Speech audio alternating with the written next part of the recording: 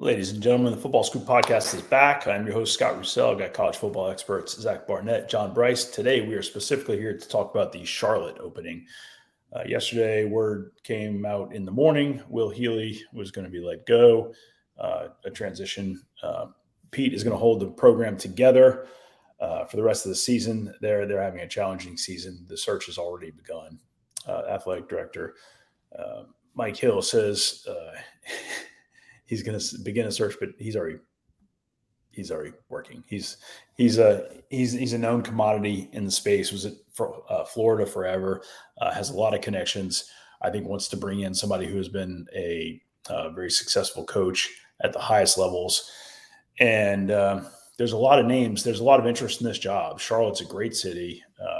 New program that under Brad Lambert really found itself and then stalled. And Will Healy was brought in for fresh life in hopes they would take him to the next level. And Will really had he came out of the blocks hot, and it just fell apart. And he struggled to build the right staff for whatever reason. Really seemed to struggle with his defensive coordinator hire this past year. And I'm not real sure. I don't really know that I know the specifics as to why that was, but he really had a hard time getting the right guy, and it's shown up on the field. And that's why we're here today. What we want to do is talk about the opportunity in front of us, talk about some candidates, talk about the ideal type of candidate, and then talk about where the search should go, how long the search is going to last, and go from there. Zach, why don't I hand it to you? Give me some overall thoughts on Charlotte football, what the future looks like for them, and then we'll get to some candidate stuff. Yeah, so before the three of us recorded yesterday, Will Healy had been let go like 5 minutes before we went on the air. So we were talking, and the three of us all agreed that the city of Charlotte is great. Like, I think that's the first plus here is that, if you're a head coach involved in this search, you get to go home and tell your wife, honey, I have an opportunity to advance in my career. It's not one of those, but we might have to move here. It's I have an opportunity to advance in my career, and we might get to move to Charlotte. It's just named last week the number 8 fastest growing city in America.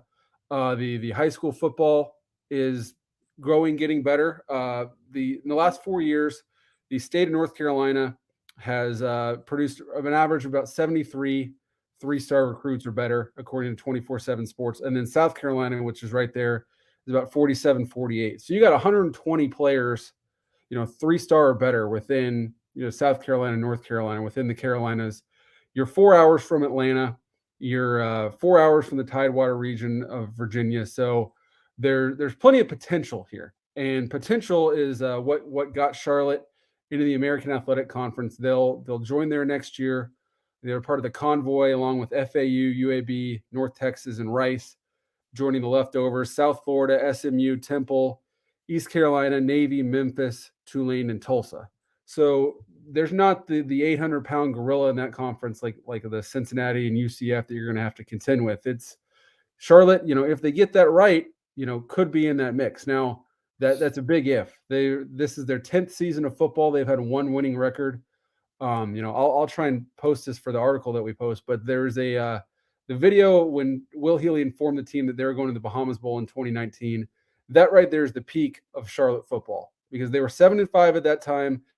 They'd go on to lose the Bahamas Bowl. That 7-6 season is that's the peak of Charlotte football right there. That's their only winning season. And then because they're such a young program, there's a question of how much money can they raise? Can they raise enough money to go get a Power 5 assistant that's on his way up? Will Healy, when he got the job, was making $805,000 a year. Mike Houston got the East Carolina job that same cycle.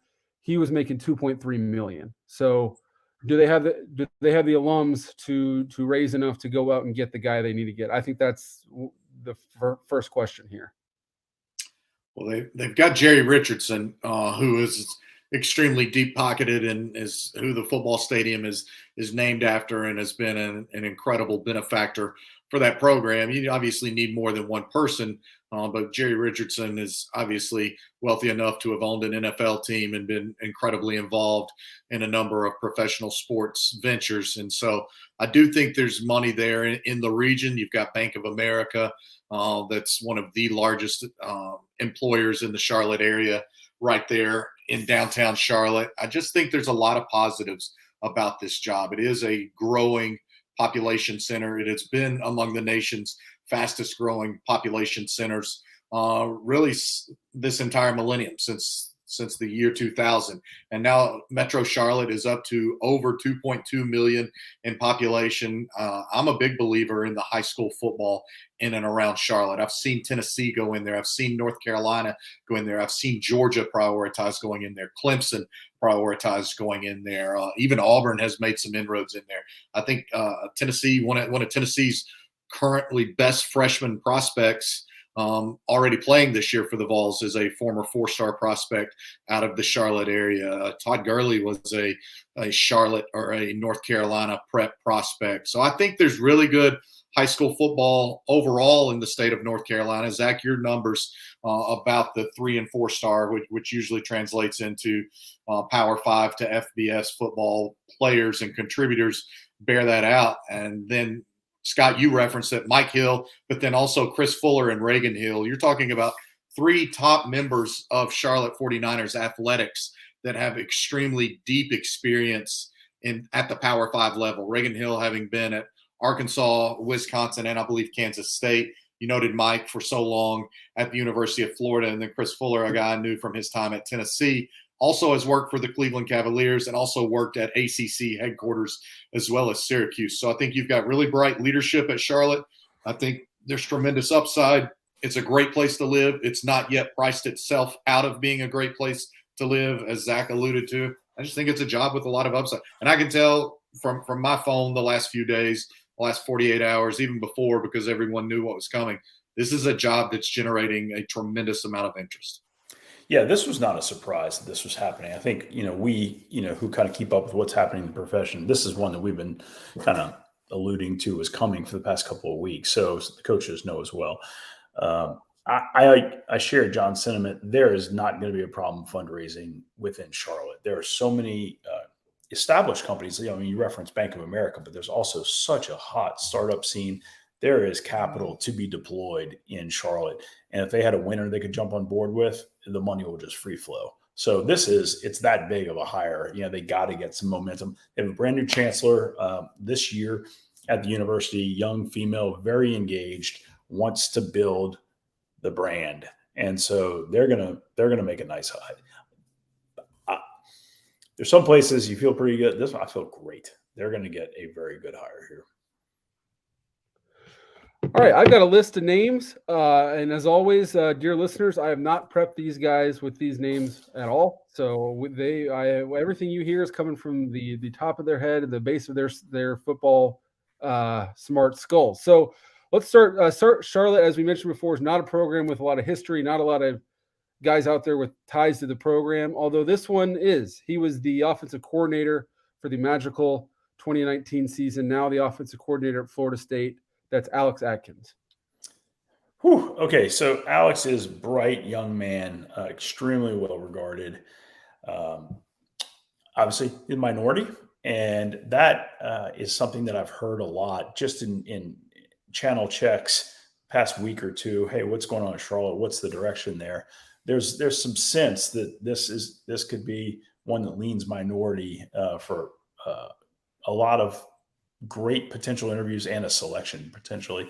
So Alex knows the area, knows recruiting, is well known in recruiting up there. We're very well liked by high school coaches and players. He's well liked by everybody, honestly. He's a good guy.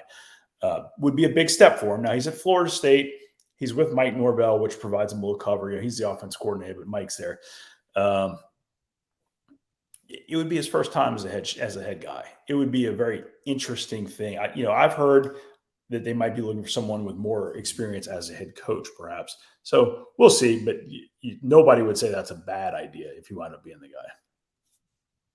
Yeah, completely agree. I think that as we look at this and as Charlotte dives into this search, I think relationships in the state are going to be a big component of this, and that's one thing where he obviously has excelled in the past and has maintained a lot of those relationships. I think that's going to be a common thread for a number of these candidates. Yeah, I'm not kidding you. You will not hear anyone say a bad word about Alex Atkins. He's a good person and he's well liked. That would be a great win if they get there. All right, this guy is a current head coach, has relationships in the state. He's a minority, and he is someone we've written about at Football Scoop recently. That's Campbell head coach Mike Minner.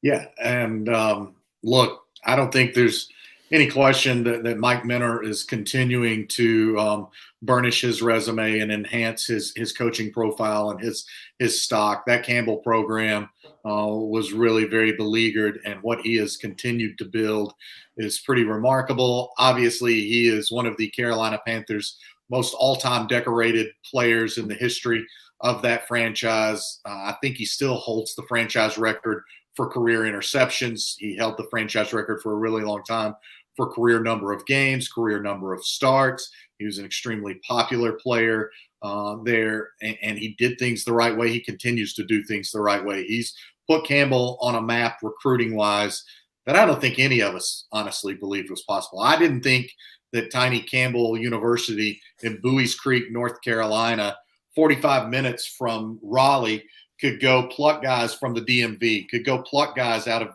Jacksonville, Florida, and now could have 11 guys committed from California, including 9 from right in the metro Los Angeles way. Now, that speaks to Mike Minner's vision. It also speaks to him having a great staff. And obviously, you've got to recruit and improve your roster at Charlotte. But I expect Mike Minner to be a name that we hear consistently throughout this process. And he's got the head coaching experience that we know is going to be one of the key components in this process. So I feel like John Brice has a really good pulse on Mike Minner and how he's doing all those things. I'm just the dreamer here. I'm just envisioning Minner calls Luke Kuechly and says, Luke, come on, man. Let's do this together. And all of a sudden, you got 2 Panther greats in town riding together. How much fun would that be? I'm just saying, it would be fun. Can we make that happen, please? And then that ties into what you said about fundraising, Scott, because how many people would rush to get on board if your hometown program is run by a couple of former hometown NFL stars? It would be incredible. That would be all right. Sign me up for that. But let's stay with the hometown angle here. This is a guy who's not currently in college football, but been around the block. Been mentioned for a lot of head coaching jobs. Hasn't happened, but he's a Charlotte native. That's Texans offensive coordinator Pep Hamilton. Pep, so Pep likes the NFL lifestyle. Pep at Stanford, that's kind of the NFL lifestyle also. Pep did real well, had Andrew Luck, and then had Andrew Luck again in the bigs. Was in DC, that now in Houston, has done different levels as well of coaching.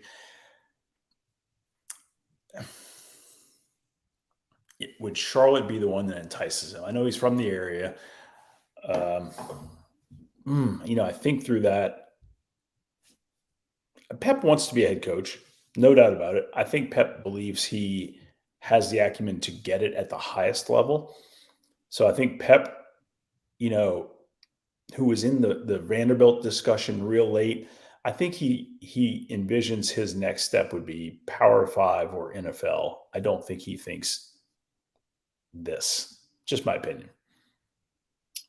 Yeah, I mean, certainly he's somebody that you would expect Charlotte to vet, especially if 49ers brass gets indication that he has legitimate interest. But like you, I think the NFL lifestyle, I'm telling you, when guys can sustain it, as much as they work in the NFL, it's still a different beast that provides a little bit more quality of life and a little bit more true time away from the game because of collective bargaining than what's available at the collegiate level. A lot more. You're right.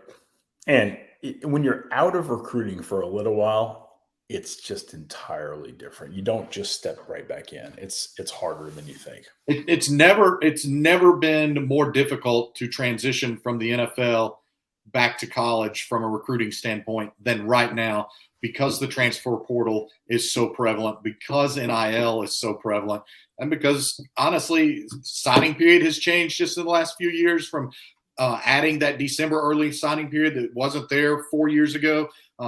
The number of recruits you can now sign on a yearly basis has changed to where it's all about the full 85 and not just the 25 man every year. So to your point, Scott, you couldn't be more on the money, because it's never been more difficult to go NFL back to college because of how much it's changed in such a relatively rapid amount of time.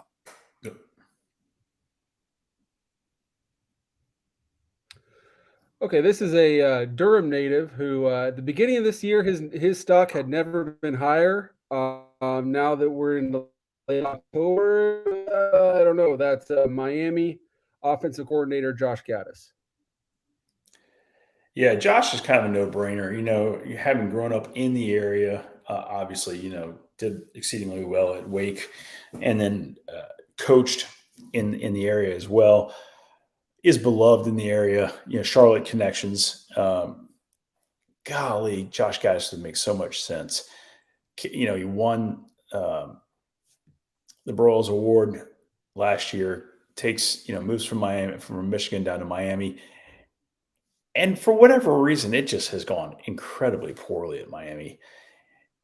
So Gat was considered a real strong candidate for a number of jobs of late, especially, notably Virginia. He was right in Virginia with Tony Elliott. And then, they sat and waited on Tony Elliott a really long time. Gat probably gets a call here. I think they'll do their diligence and try to understand why did Miami go so poorly. I think Gaddis gets a call here. I think they vet him. I think they interview him, and we'll see where it goes from there. But I'd be surprised if he's not on the list. If he's not deep on the list, not just on the initial vetting list, but if he's not in the final 3 or 5, that's a red flag. That would be weird. Yeah, I completely agree. And I also don't think that an 8-game sample size or whatever it is at this point for Miami is going to negate what we've all seen Josh Gaddis do through the years. And, it's 10 months ago that he was helping lead Michigan into the college football playoff. So we're seeing a lot of places struggle with transitions this year. And much like the NFL, quarterback play has never been more important than what it is right now at the collegiate level. Miami had 8 turnovers on Saturday, as we discussed. That's not on Josh Gaddis. That's just really terrible execution. 8-game sample size, but the exact same thing happened at Michigan. When he went up there as the offense coordinator, they just weren't good for a long time. Now, he got there, right? Now, they made a lot of changes before they got there, but they got there. So, okay. And that's what Charlotte wants to do. We want to get there. We're not there. We're not making this change for the first 8 games, but you got to get us there. So that's why I'm saying he gets in the room. He's got a shot, I think, to pitch it, because he checks so many boxes. Dude is exceptionally well liked in North Carolina, amongst recruits and high schools and everybody. So he checks all the boxes. You just got to understand, why has it gone so weird? That's all. Okay, I got a list of local assistant coaches that we can burn through. Let's start with NC State defensive coordinator Tony Gibson. Tony's awesome. Tony's a good coach. I really like Tony Gibson. Is this the shot where he becomes the head coach? I think Tony would probably like that challenge. I know Tony would like that challenge. I don't know that he checks more boxes than a lot of the other guys. Quality, very good football coach. There's a lot of quality, very good football coaches. I don't know that he'll be the right one. Obviously, he's done a really nice job at NC State of late and gotten to know the state very well. He was at West Virginia before, was at Arizona with Rich Rod way back when, and West Virginia. So, he knows the area, has gotten to know North Carolina recruiting real well. Yeah. Yeah. I tend to think that this search drifts towards offense and or head coaching experience, or a combination of the both. And so that's not a negative on him. That's just where I think, again, because Zach brings up the great point about fundraising, you've got to generate some excitement. And offense right now is basically ruling all levels of college football. Okay. I hear you. But, for example, Mike Minner is different, Right. And so there are characteristics and traits of leadership, and Tony has that. But I think you also, if you go, a leader, a CEO, or a defensive guy per se, you got to pair him with some excitement on the offensive side of the ball. And Tony can do that. Right. And that's my point with Mike Minter, is that, yes, he's a defensive guy and was a defensive star at Nebraska and for the Panthers. But then he's also got that head coaching experience. He's built up this program, and he's proved that he can recruit and implement a staff that can recruit nationwide. Okay, let's talk excitement. Let's talk North Carolina offensive coordinator Phil Longo. Big time excitement.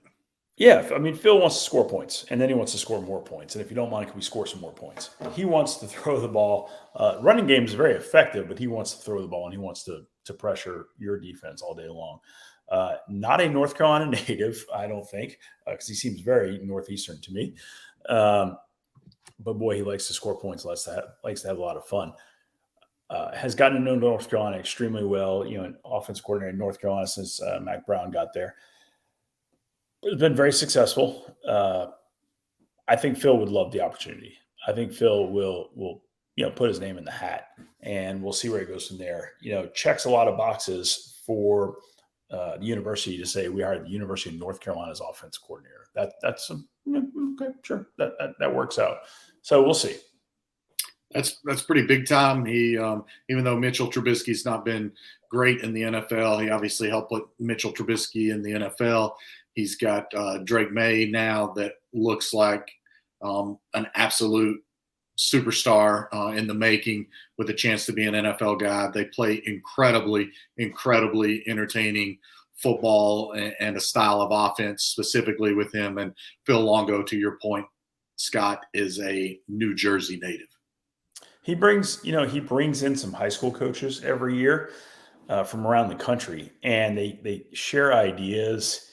And he shows them some of the schemes that he's got and some of the things they run at North Carolina.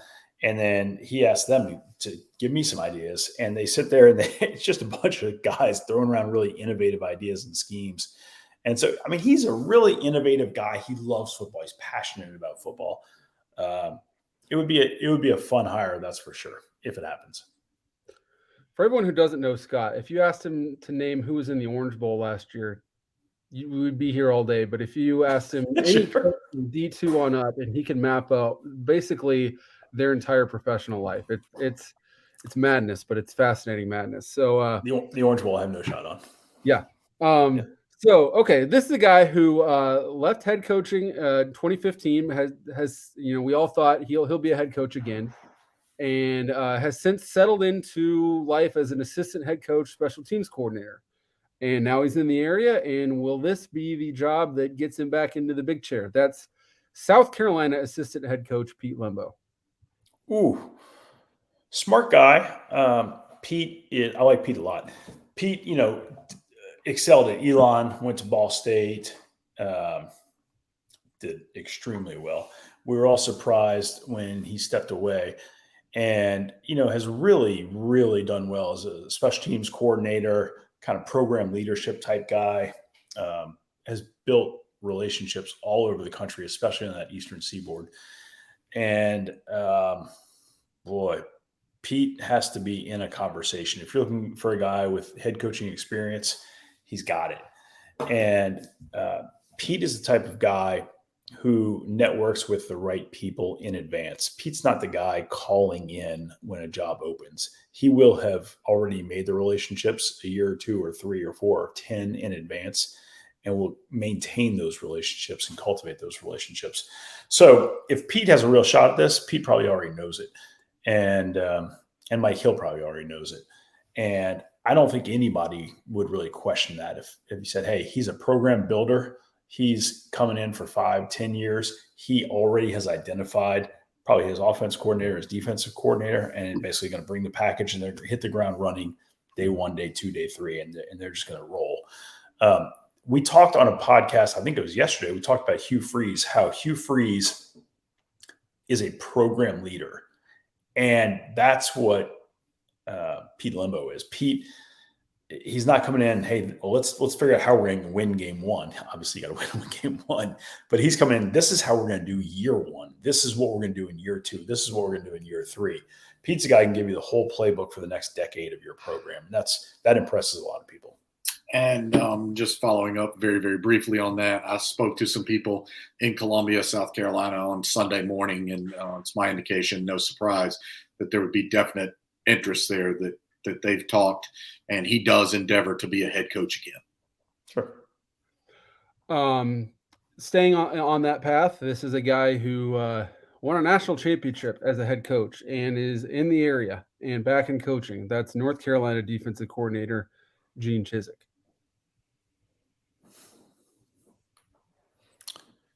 So my read is Chiz wants to be in the head chair again. I think Chiz probably thought that might be at North Carolina. Still might be at North Carolina. You know, Mack Brown's not going to coach forever, although maybe he will. So I think the setup for Chizik was come in and maybe transition to the big chair or have a very real shot at it. And then the defense has not been great. So we'll see how that goes. I think Chizik will listen to a lot of things. My guess is this one's probably not the right fit for him to step into, but maybe I'm wrong. Yeah, and he'll listen. He absolutely very, very much wants to be a head coach again, has worked really, really hard to try and make that goal a reality, particularly in the previous 2 cycles, was aggressive in trying to pursue a number of positions. I will say that this North Carolina defense has gotten progressively better this season. We laughed and made fun of how terrible the group was against App State, and they earned those Snickers. And we saw them completely incapable of stopping a Notre Dame team that still didn't have an identity when they hosted the Irish like September 24th, and Notre Dame rang up nearly 600 yards of offense and a season best 45 points. But since then, they've done a much, much better job. They held down Virginia Tech to 10 points, held Miami to 24 points, gave up some points to Duke when that game went to overtime. But you are seeing progress. You are seeing his guys learn the system a little bit more. And again, I'll go back to what I've talked about on this podcast.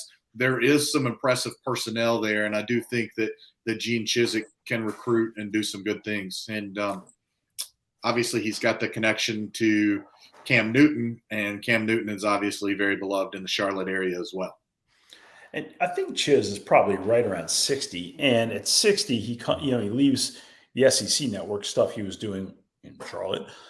He leaves that to go to Chapel Hill, 2 hours away. Is the one that brings him back Charlotte, which is going to the American. It just doesn't, I don't know. Maybe, no one would question if that's the hire. It just doesn't feel like the one that he dreamt about and at 60 years old wants to step into. I got to give you credit for nailing his age. I didn't think he was quite 60, and I just looked it up, and he literally is 60 until the end of the year. He turns 61 December 28th. And so, happy early birthday, Chiz. Scott Roussel is a savant when it comes to coaching, bio, path, everything.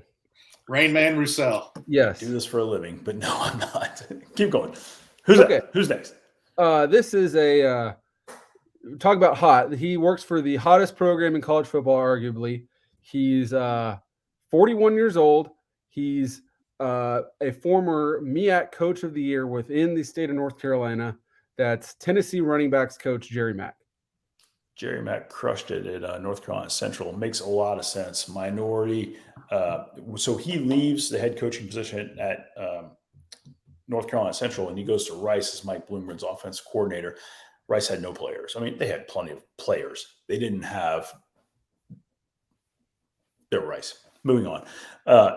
Did nice things to get to become Josh Heupel's running backs coach at Tennessee. And boy, they're on fire. And imagine what he's learned from that group. So he already was a young, vibrant, experienced head coach in the area. He goes and learns from Bloomgren, who's a very smart guy. And then he goes to Heupel's offense, which mind blowing type stuff. And you're like, okay, I'm ready to rock. If you hire Jerry Mack, I think that lights the city on fire. I think that could be fantastic. And as you noted, a great success there as a head coach already in the state of North Carolina, a 3-time HBCU head coach of the year. He's got deep, deep roots in Memphis, where he's from. He's been a proven recruiter. He's developed players well. If you look at Tennessee's roster, for all that the Vols are doing well, they're by no means loaded at the running back position, not at all. I'm not sure how many other SEC teams that Tennessee's current starting running backs would start for, but Jerry Mack is developing those guys. He's improving those guys. He's grown his knowledge base on the offensive side of the ball, as you referenced, first at Rice and now with Josh Heupel and Alex Golesh, another guy who absolutely is going to be a head coach in the very near future. So I think Jerry Mack presents a tremendous amount of upside and also has a ton of the in-state relationships already fortified. All right, I got one more name on my list. That is a guy who's a professional head football coach, done it previously and done it successfully within the state before, and is now outside of college football or the NFL, but still head coaching. That is Birmingham Stallions head coach Skip Holtz. So Skip's got, obviously he's got family in Charlotte. Skip would love to be the head coach there, in my opinion. That's the type of place you could go and ride out the rest of your career, have 10 great years, become legendary for taking that program to new heights. It would be a job he'd love and has probably already been working on. Guy did awfully well at East Carolina. Knows it real well, knows the high school guys. High school guys love him. Got the relationships, proven winner. You could do a lot worse than Skip. No, absolutely. And there's a lot to be said for the established track record he has as a head coach. And you just wonder how much that weighs. Obviously, we're hearing that preference for head coaching experience is very much a key part of this search. So how do you balance all that? And then obviously the Holtz name carries with it a great deal of recognition and cachet. All right, that's my list. Who did I miss?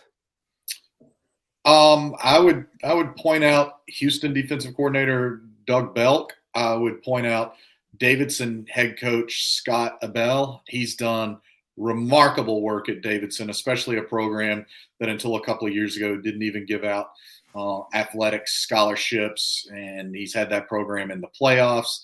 They're on track to be a potential playoff team again this year.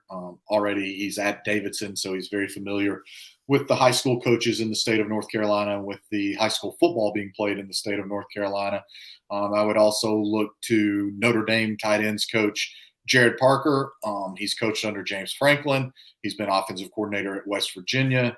He got his start at the University of Kentucky, where he played, worked with Randy Sanders. He's been with Jason Simpson. He presently recruits Charlotte for Notre Dame. Notre Dame has 3 commitments from in and around the Charlotte area that Jared Parker is either directly responsible for or been the number 2 recruiter on those guys. He has great relationships. He's a very personable guy. He's, again, coached under some really great people, and he's going to be a head coach. He was an interim head coach at Purdue. It was a disaster. That's where he first came to know Marcus Freeman. That's why he's on staff now. He was among the hires Marcus Freeman first prioritized after getting the head coaching job at Notre Dame, and I just think Jared Parker's a guy with huge runway in front of him. I think Jared is a very smart person you bring up, very well liked and respected. Just he checks all the boxes. He'd be a very strong candidate if you get him in the room. So I think Mike Hill has a lot of options. I think Mike probably has a pretty good idea which direction the search is going to go. And then you get these, you bring 3 to 5 in, and they're probably, if they're coming for the interview, they're willing to take the job. You bring them in, you get the right feel, and you get the chancellor on board and you say, let's give them the resources they need to go win, and come up with their coordinator hires, and let's hear your whole full staff plan. And, I know Charlotte administration is really into building NIL and capitalizing on what Charlotte, the city and the business community has to offer. And I suspect this is going to be a really up and coming program in the next couple of years. I think they have a chance to hit a home run right here in front of them. And we'll see who it's going to be. They have a lot of great candidates, but I think this is one they should hit a home run. Yeah, I just don't see any reason why this shouldn't be a truly transcendental hire for Charlotte football, because there's just so much upside for this program in that community. And again, I think the consensus here is we all have a great deal of respect for the administration there, and that makes a huge difference. Top 10 fastest growing city could be top 10 fastest growing program. Let's go. Well put, ZB. All right. It's Football Scoop Podcast. Every day we are on the internet, footballscoop.com. If you go to the Scoop, you see all the latest happenings in the college football world. On Twitter, I'm Football Scoop. He's at Zach_Barnett, John D. Brice 1 down below. Always a pleasure talking with you guys. We will keep you guys informed as this thing plays out. Timing-wise, any quick thoughts on how long this search goes? My guess is it is immediately after the season. I just think all these jobs that are open right now, six FBS jobs plus technically UAB has an interim. I think they all have to have forward vision by around December 1. Again, because of the transfer portal, because of that December 15-ish signing day. It's just mandatory. You cannot wait past December, the 1st of December, to have your program's future direction settled. In a situation like this, when I think they're like 1-7, you could actually make the move even faster. And depending on who it is, if they're not currently coaching, you can make it much faster. So let's see how that goes. I think there is the possibility this thing happens, before Thanksgiving, probably right after Thanksgiving is my guess. Yeah. We'll keep you posted. Footballscoop.com. Stay with us every day. Appreciate your listening and your support. Bye-bye.